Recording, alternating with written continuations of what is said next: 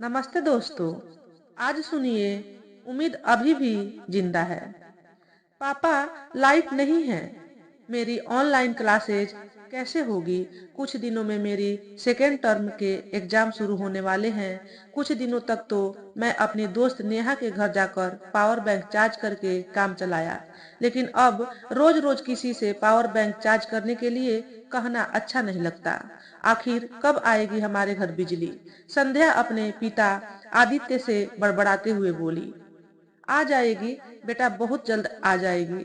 आदित्य जैसे अपने आप को आश्वस्त करते हुए अपनी बेटी संध्या से बोला, लेकिन वो जानता है कि वो संध्या को केवल दिलासा भर दे रहा है। सच तो ये है कि अब मखदूमपुर में बिजली कभी नहीं आएगी। सुप्रीम कोर्ट के आदेश पर ही बिजली विभाग ने यहाँ के घरों की बिजली काट रखी है।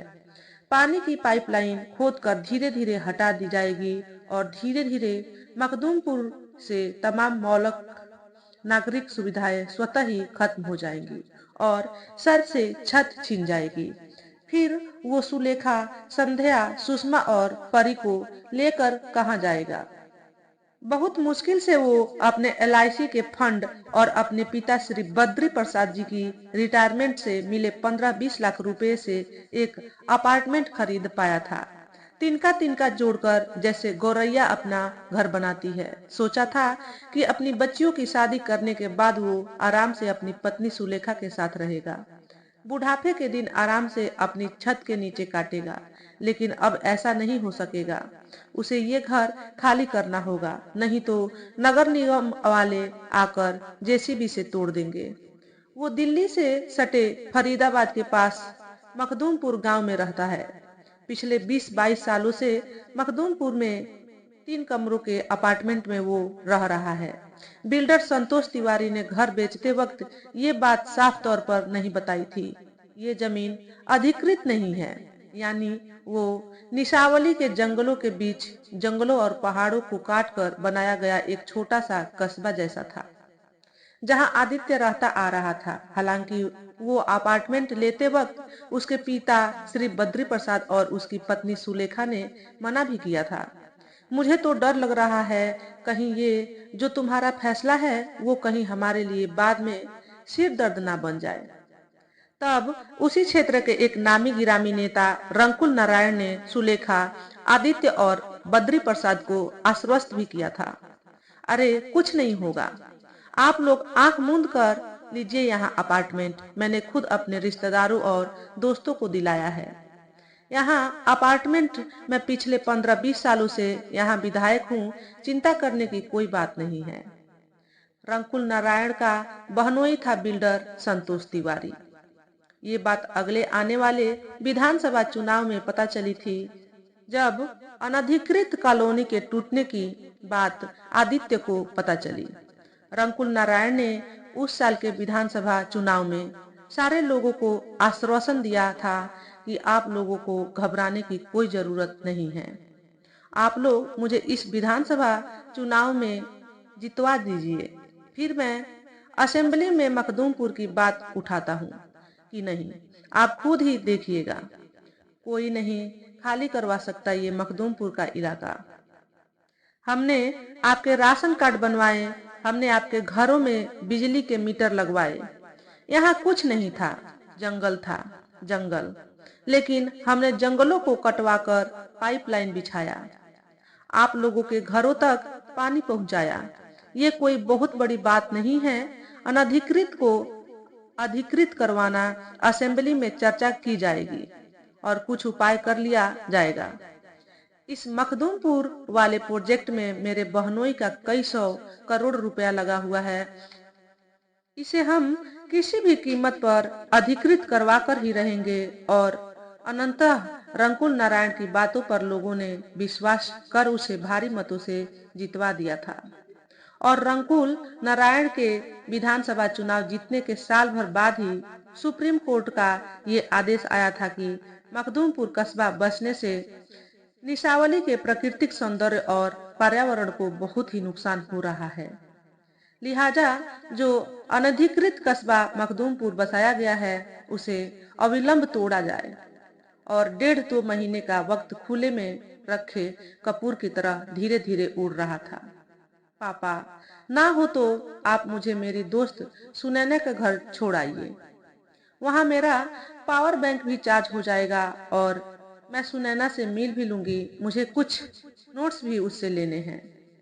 आदित्य को भी ये बात बहुत अच्छी लगी। सुनैना के घर जाने वाली बच्ची का मन लग जाएगा। कोविड में घर में रहते रहते बोर हो गई है।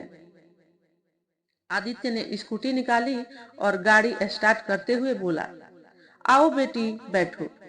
थोड़ी देर में स्कूटी सड़क पर दौड़ रही थी। संध्या को सुनैना के घर छोड़कर कुछ जरूरी काम को निपटा कर वो राशन का सामान पहुंचाने घर आ गया था। मैं क्या करूं सुलेखा, तीन तीन जवान बच्चियों को लेकर कहाँ किराए के मकान में मारा मारा फिरूंगा। और अब उम्र भी ढलान पर होने को आ रही है। आखिर बुढ़ापे में कहीं तो सिर टिकाने के लिए ठौर चाहिए ही। कुछ मेरे LIC के फंड हैं, कुछ बाबूजी के रिटायरमेंट का पैसा पड़ा हुआ है। जोड़ जोड़ कर कुछ 15-20 लाख रुपए तो हो ही जाएंगे। कुछ संतोष तिवारी से नेगोशिएट मोल भाव भी कर लेंगे। और तब आदित्य ने 20 लाख में वो 3 कमरों वाला अपार्टमेंट खरीद लिया था बिल्डर संतोष तिवारी से। लेकिन तब सुलेखा ने आदित्य को मना करते हुए कहा था, पता नहीं क्यों ये संतोष तिवारी और रंकुल नारायण मुझे ठीक आदमी नहीं जान पड़ते। इन पर विश्वास करने का दिल नहीं करता है। लेकिन आदित्य बहुत ही सीधा साधा आदमी था। वो किसी पर भी सहज ही विश्वास कर लेता था। तभी उसकी नजर अपनी पत्नी सुलेखा पर गई।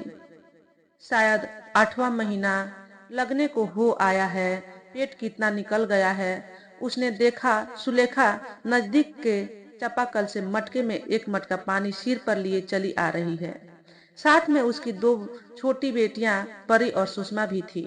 वो अपने से ना उठ पाने वाले वजन से ज्यादा पानी 2-2 बाल्टियां में भरकर नल से लेकर आ रही थी। आदित्य ने देखा तो दौड़कर बाहर निकल आया और सुलेखा के सिर से मटका उतारते हुए बोला, पानी नहीं आ रहा है क्या? तभी उसका ध्यान बिजली पर चला गया। बिजली तो कटी हुई है, आखिर पानी चढ़ेगा तो कैसे? मोटर तो बिजली से ही चलता है ना। नहीं, पानी कैसे आएगा? बिजली कहाँ है? एक बात कहूँ, बुरा तो नहीं मानोगे ना? ना हो तो मुझे मेरे पापा के घर कुछ दिनों के लिए पहुंचा दो। जब यहाँ कुछ व्यवस्था हो जाएगी तो वहां से वापस बुला लेना। बच्चा भी ठीक से हो जाएगा और मुझे थोड़ा आराम भी मिलेगा। यहाँ इस हालत में मुझे बहुत तकलीफ हो रही है। पानी भी नहीं आ रहा है, बिजली भी नहीं आ रही है। सुलेखा चेहरे का पसीना पल्लू से पोंछते हुए बोली। अभी तक सुलेखा और बेटियों को घर टूटने वाला है, ये बात जानबूझकर आदित्य ने नहीं बताई है। खामा वो परेशान हो जाएंगी। हाँ पापा, घर में बहुत गर्मी लगती है, पता नहीं बिजली कब आएगी। हमें नानू के घर पहुंचा दो ना पापा। परी बोली, हाँ बेटा, कोविड कुछ कम हो तो तुम लोगों को नानू के घर पहुंचा दूंगा। आदित्य परी के सिर पर हाथ फेरते हुए बोला, तुम हाथ मुंह धो लो, मैं चाय गर्म करती हूँ। सुलेखा गैस पर चाय चढ़ाते हुए बोली। चाय पीकर वो टहलते हुए नीचे बालकोनी में आ गया। कॉलोनी में कॉलोनी को ही खाली करवाने की बातें को लेकर ही चर्चा चल रही थी। कुलविंदर सिंह बोले, यही वारे के जंगलों को काटकर वहां मेट्रो बनाया गया। वहां सरकार कुछ नहीं कह रही है, लेकिन हमारी कॉलोनी इन्हें अनधिकृत लग रही है। सब सरकार के चोचले हैं। मेट्रो से कमाई है तो वहां से पर्यावरण संरक्षण की बात नहीं करेगी, लेकिन हमारे यहाँ निशावली के जंगलों और पर्यावरण को नुकसान पहुंच रहा है। पता नहीं कैसा सौंदर्यकरण कर रही है सरकार। फिर ये हमारा ration card, voter card, Aadhaar card किस लिए बनवाए गए हैं? केवल वोट लेने के लिए। जब कोई बस्ती कॉलोनी बस रही होती है, बिल्डर उसे लोगों के बेच रहा होता है, तब सरकारों की नजर इस पर क्यों नहीं जाती? हम अपनी सालों की मेहनत से बचाई पाई पाई जोड़कर रखते हैं अपने बाल बच्चों के लिए, और कोई कारपोरेट या बिल्डर हमें ठग कर लेकर चला जाता है, तब सरकार की नींद खुलती है। हमें सरकार कोई दूसरा घर कहीं और व्यवस्था करके दे, नहीं तो हम यहाँ से हटने वाले नहीं हैं। घोष बाबू सिगरेट की राख चुटकी से झाड़ते हुए बोले, अरे छोड़िए कुलविंदर सिंह, ये सारी चीजें सरकार और इन पूंजीपतियों के साठगांठ से होती है। अगर तभी जांच करवा ली जाए तो आप देखेंगे कि हमारे कई मिनिस्टर, एमपी, एमएलए, इनके रिश्तेदार इस फर्जीवाड़े में पकड़े जाएंगे। सरकार के नाक के नीचे इतना बड़ा कांड होता है, करोड़ों के कमीशन बढ़ जाते हैं, और आप कहते हैं कि सरकार को कुछ पता नहीं होती है। कोई मानेगा इस बात को? सब सेटिंग से होता है, नहीं तो इस देश में एक आदमी फुटपाथ पर भीख मांगता है और दूसरा आदमी केवल तिकड़म भिराकर ऐश करता है। ये आखिर कैसे होता है? सब जगह सेटिंग काम करती है। उसका नीचे बालकनी में मन नहीं लगा, वो वापस अपने कमरे में आ गया और बिस्तर पर आकर पीठ सीधा करने लगा। तुमसे मैं कई बार कह चुकी हूँ, लेकिन तुम मेरी कोई भी बात मानो तब ना। अगर होटल लाइन नहीं खुल रही है तो कोई और काम धंधा शुरू करो। समय से आदमी को सीख लेनी चाहिए। कोरोना के 2 महीने बीतने को हो आया और सरकार होटलों को खोलने के बारे में कोई विचार नहीं कर रही है। आखिर और लोग भी अपना बिजनेस चेंज कर रहे हैं, लेकिन पता नहीं तुम क्यों इस होटल से चिपके हुए हो। कौन समझाए सुलेखा को? बिजनेस चेंज करना इतना आसान नहीं होता है। एक बिजनेस को सेट करने में कई कई पीढ़ियां निकल जाती है। फिर उसके दादा परदादा ये काम कई पीढ़ियों से करते आ रहे थे। इधर नया बिजनेस शुरू करने के लिए नई पूंजी चाहिए। कहां से लेकर आएगा वो अब नई पूंजी?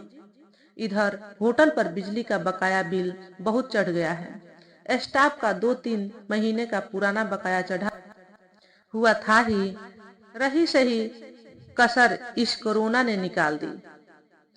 कुल 4-5 महीने का बकाया चढ़ गया होगा। अब तक दुकान खोलते खोलते दुकान का मालिक सिर पर सवार हो जाएगा। दुकान के भाड़े के लिए दूध वाले को, राशन वाले को भी लॉकडाउन खुलते ही पैसे देने होंगे। पिछले 20-22 सालों का संबंध है उनका, इसलिए वे कुछ कह नहीं पा रहे थे। आखिर वो करे तो क्या करे? पिछले लॉकडाउन में भी जब संध्या और सुषमा के स्कूल वालों ने कैंपस केयर यानी कि एजुकेशन ऐप को लॉक कर दिया था, तो मजबूरन उसे जाकर स्कूल की फीस भरनी पड़ी थी। आखिर स्कूल वाले भी करे तो क्या करें? उनके भी अपने खर्चे हैं, बिल्डिंग का भाड़ा, स्टाफ का खर्चा और स्कूल के मेंटेनेंस का खर्चा। कोई भी हवा पीकर थोड़ी ही जी सकता है। आखिर कहाँ गलती हुई उससे? वो इस देश का नागरिक है, उसे वोट देने का अधिकार है, वो सरकार को टैक्स भी देता है। सारी चीजें उसके पास थी, PAN card, Aadhaar card, ration card, voter card. लेकिन जिस घर में वो इधर 20-22 सालों से रहता आ रहा था, वो घर ही अब उसका नहीं था। घर भी उसने पैसे देकर ही खरीदा था। उसे ये उसकी कहानी नहीं लगती, बल्कि उसके जैसे 10,000 लोगों की कहानी लगती है। मखदूमपुर 10,000 की आबादी वाला कस्बा था। ऐसा शायद दुनिया के सभी देशों में होता है। नकली पासपोर्ट, नकली वीजा, वैध अवैध नागरिकता, सभी जगह इस तरह के दस्तावेज पैसे के बल पर बन जाते हैं। सारे देशों में सारे मिडिल क्लास लोगों की एक जैसी परेशानी है। ये केवल उसकी समस्या नहीं है, बल्कि उसके जैसे सैकड़ों लाखों करोड़ों लोगों की समस्या है। बस मुल्क और रियासत दा बदल जाते हैं, स्थितियां कामोवेश एक जैसी होती हैं। सबकी एक जैसी लड़ाइयां, बस लड़ने वाले लोग अलग अलग होते हैं। जमीन जमीन का फर्क है, लेकिन सारे जगहों पर हालात एक जैसे ही हैं। आदित्य का सिर भारी होने लगा और पता नहीं कब वो नींद की आगोश में चला गया। इधर वो सुलेखा और अपनी तीनों बेटियों को अपने ससुर के यहाँ लखनऊ पहुंचा आया था और बहुत धीरे से इन हालातों के बारे में उनसे सुलेखा को बताया था। अरे बाबूजी, अब ये रजनीगंधा के पौधे को छोड़ भी दीजिए। देखते नहीं पत्तियां कैसे मुरझाकर टेढ़ी हो गई हैं। अब नहीं लगेगा रजनीगंधा, लगता है। इसकी जड़ें सूख गई हैं। बाजार जाकर नया रजनीगंधा लेते आइएगा, मैं लगा दूंगा। माली ने आकर जब आवाज लगाई, तब जाकर आदित्य की तंद्रा टूटी। क्या चाचा, आप कुछ कह रहे थे? आदित्य ने रजनीगंधा के ऊपर से नजर हटाई। करीब करीब 20-25 दिन हो गए हैं उसे नए किराए के मकान में आए। अगल बगल से एक लगाव जैसा भी अब हो गया है। शिवचरण, माली चाचा भी कभी कभी उसके घर आ जाते थे। इधर उधर की बातें करने लगते हैं तो समय का जैसे पता ही नहीं चलता। मखदूमपुर से लौटते हुए वो अपने अपार्टमेंट में से ये रजनीगंधा का पौधा कपड़े में लपेटकर अपने साथ लेते आया था। आखिर कोई तो निशानी उस अपार्टमेंट की होनी चाहिए जहां इतने साल निकाल दिए। मैं कह रहा था कि बाजार से एक नया रजनीगंधा का पौधा लेते आना। लगता है इसकी जड़ें सूख गई हैं, नहीं तो पत्ते में हरियाली जरूर फूटती। देखते नहीं कैसे मुरझा गई है पत्तियां, कुम्हलाकर पीली पड़ गई हैं। लगता है इनकी जड़ें सूख गई हैं। बेकार में तुम इन्हें पानी दे रही हो। हाँ चाचा, पीला तो मैं भी पड़ गया हूँ। जड़ों से कटने के बाद आदमी भी सूख जाता है। अपनी जड़ों से कट जाने के बाद आदमी का भी कहीं कोई वजूद बचता है क्या? बिना मकसद की जिंदगी हो जाती है। पानी इसलिए दे रहा हूँ कि कहीं ये फिर से हरी भरी हो जाए। एक उम्मीद है, अभी भी जिंदा है कहीं भीतर। और आदित्य वही रजनीगंधा के पास बैठकर फूट फूट कर रोने लगा। बहुत दिनों से जब्त की हुई नदी अचानक से भरभरा कर टूट गई थी और शिवचरण चाचा उज्बकों की तरह आदित्य को घूरे जा रहे थे। उनको कुछ समझ में नहीं आ रहा था। तो दोस्तों, आज के वीडियो में बस इतना ही। अगर आपको हमारे द्वारा बताई गई कहानी थोड़ी सी भी अच्छी लगी हो तो वीडियो को लाइक और शेयर करें। चैनल पर पहली बार आए हो तो चैनल को सब्सक्राइब करके बेल नोटिफिकेशन को ऑल पर सेट कर लें, ताकि आपको ऐसे ही अच्छे अच्छे वीडियो देखने को मिले। हमेशा खुश रहें, हमेशा स्वस्थ रहें। वीडियो देखने के लिए आपका बहुत बहुत धन्यवाद।